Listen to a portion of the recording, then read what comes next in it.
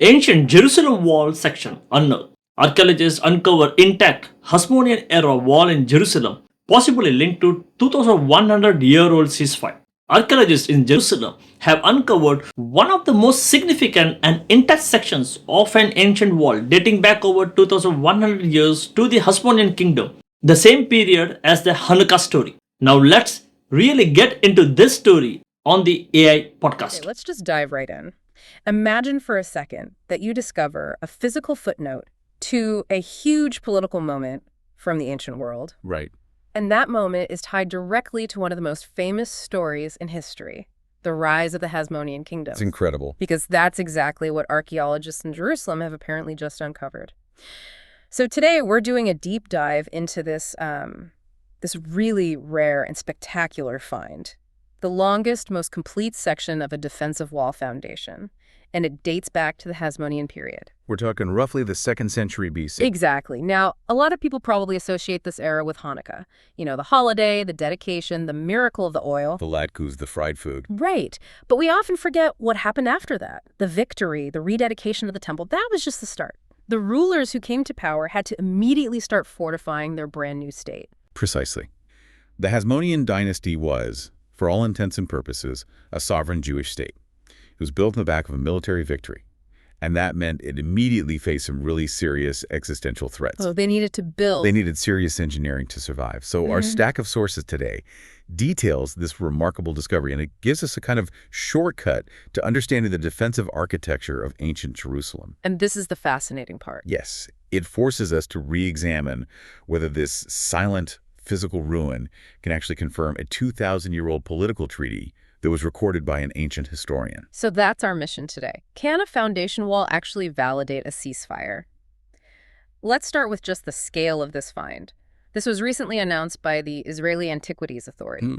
They found the longest, most intact stretch of these Hasmonean foundations ever excavated. We're talking over 2,100 years old. Right, this isn't just, a few scattered stones. It's a solid, continuous structure. It really speaks volumes about the early days of this independent kingdom. So help us visualize this. How big are we really talking about? Okay, so to really get the effort involved here, you have to understand the scale. The excavated segment is nearly 164 feet long. 164 feet. Yeah, that's almost exactly half the length of a professional American football field, end zone to end zone. Wow. Okay, that's big. And the foundation itself is massive. It's approximately 16 feet wide. Just the foundation. Just the foundation. And that width wasn't just for stability.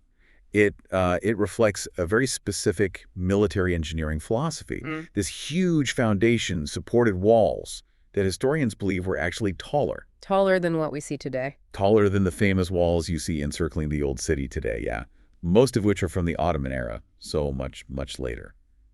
This was a direct response to Hellenistic siege warfare, which was incredibly sophisticated at the time. Right. Historical sources suggest the full Hasmonean walls encircled an area far larger than modern Old Jerusalem, and they were reinforced by something like 60 watchtowers, each one standing over 33 feet high. Right. This was military-grade construction. It was designed to resist massive armies, and this new segment gives us the best physical blueprint we have for that intense commitment to defense. Okay, so we have the longest section of wall. It's absolutely huge, and it's a monument to Hasmonean resolve. But here's where it gets really interesting, because the discovery came with a massive historical puzzle built right into it. The archaeologists, especially the lead, a Dr. Emmett Ream, they weren't just fascinated by the foundation. They were completely obsessed with the condition of the stonework above it. I mean, when you dig up a 2,000-year-old structure, you expect a natural collapse, right? A jumble of stones scattered over centuries from earthquakes and just decay. Yes. But that is not what they found.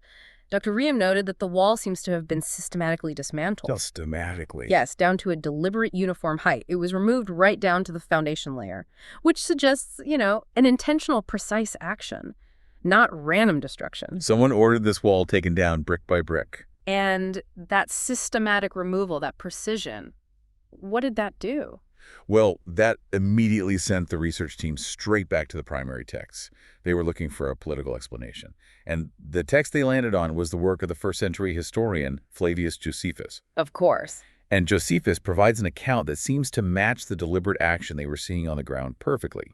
He recorded that around 132 or 133 BC, Jerusalem was besieged by Antiochus VII. Okay, and that name is important. Very. He was known as Antiochus Sedites, and he was the heir to the infamous Antiochus V, the very same guy involved in the original crisis that led to the Hanukkah revolt. So this is personal. It is. And the Judean king at the time, John Hyrcanus V, he realized he just couldn't win a long siege, so he desperately struck a deal for peace. And the terms of this deal were just crushing. I mean, they really show you how desperate Hyrcanus was. Absolutely. He had to hand over 500 hostages, which tragically included his own brother, and pay this extortionate ransom of 3,000 talents of silver. A massive sum. A fortune. And our sources detail that Hyrcanus was so desperate for the cash, he actually had to resort to taking silver from the tombs of the kings. Specifically, King David's tomb. I mean, just to pay this debt. Wow. But the crucial term of the treaty, the one that connects all this political history back to the physical ruins, was Antiochus's demand. Which was? That Hyrcanus dismantle Jerusalem's fortifications. Josephus wrote that once the deal was struck, the besiegers pulled down the walls encircling the city. So Dr. Ream's initial conclusion is, this is it. This is the proof. Yeah, it's his working theory, yes. Yeah. That the uniform dismantling they uncovered is the archaeological evidence of this event. It matches perfectly. The requirement imposed by Antiochus VII, its potential confirmation of that ancient, humiliating ceasefire. It's that moment where the textual record and the physical record just seem to align perfectly. But, you know, slam dunk sounds a little too confident when we're dealing with thousands of years of shifting stone and, well, relying on a single historian. Are there any weaknesses here? I mean, in relying so heavily on Josephus to explain this. That is a vital question. And it's exactly why we have to apply some critical thinking. As fascinating as this alignment is, not all experts agree on the ceasefire connection. Okay. It's really important to look at the alternative theory, which is just as compelling, and it's proposed by Professor Orit Peleg-Barkat of the Hebrew University. Professor Peleg-Barkat argues that the wall segment wasn't dismantled as an act of political submission to Antiochus. No. No.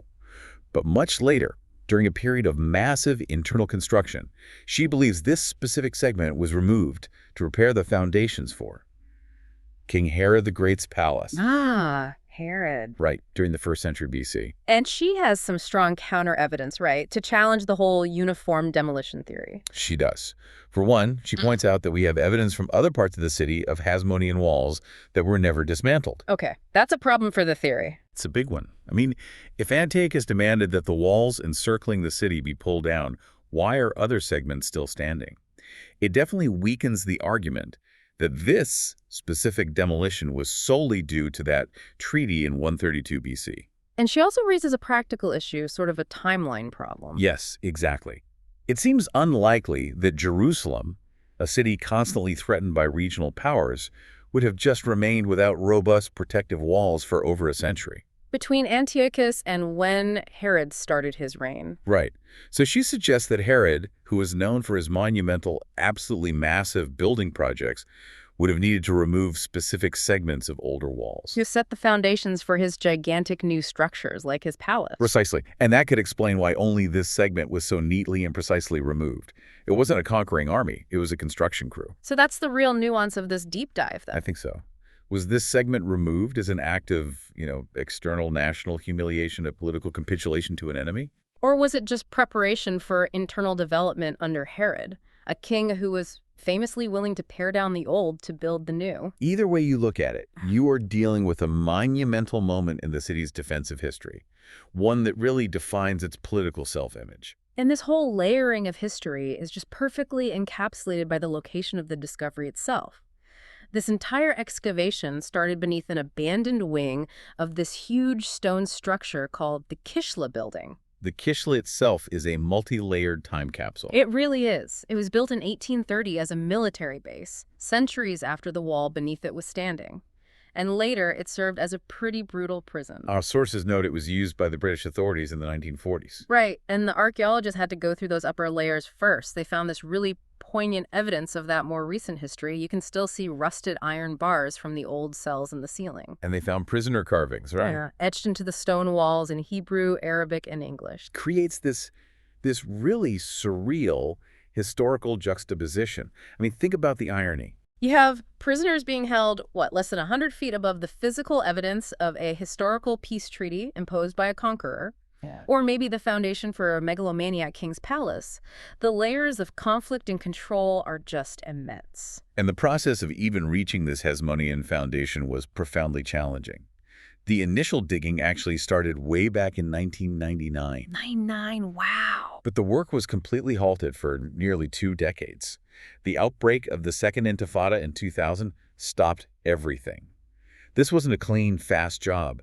This was a hard-won victory for historical knowledge. And since they resumed work a couple of years ago, the archaeologists have been removing just an almost unimaginable amount of debris. The volume is staggering. They've moved dirt and material equivalent, our sources report, to the volume of 2 Olympic-sized swimming pools. Yeah. Manually. Incredible. And in sifting through all of that, they didn't just hit the Hasmonean jackpot. The ground here contains so many historical moments stacked on top of each other. They found medieval-era dye pits. Right. Likely used for coloring fabric, all sitting right on top of these Hellenistic-era defenses. It just makes you realize that every single square foot of this city has a story to tell, no matter the era. So what does this all mean for you, for someone interested in this today? Well, regardless of whether the destruction was caused by Antiochus VII fulfilling a devastating peace treaty, Or if it was ordered by Herod's builders for a new palace. this discovery is still the most intact and continuous example we have of the Hasmonean defenses from that critical Hanukkah era. It's a tangible link to the moment Jerusalem was truly fighting and building for its independence. And the most exciting part is that soon you, the visitor, will actually be able to experience this history firsthand. The Tower of David Museum is planning to transform the hall where this happened. Yeah, into part of their new Schulich wing of archaeology, art, and innovation. Which just sounds fantastic. The goal is to maximize that historical connection for every single person who walks in. The museum plans to install a floating glass floor right over the ancient remains. So you can just walk over it. Exactly. It'll allow you to literally walk above the ruins and get a rare physical glimpse into Jerusalem's ancient fortifications that have been buried for millennia.